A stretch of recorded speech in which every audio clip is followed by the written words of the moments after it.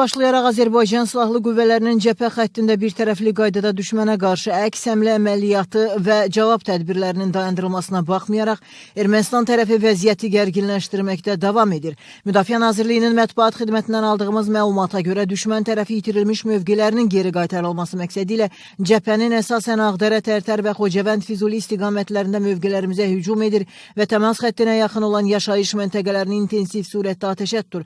Ötən gün və gecə ərazidə aparılan döyüşlərdə ermənilər canlı qüvvə və hərbi texnika sarıdan çox saylı itkilərə məruz qalıb. Düşmənlə döyüşlərdə silahlı qüvvələrimizin 3 hərbi qulluqçusu şəhid olub.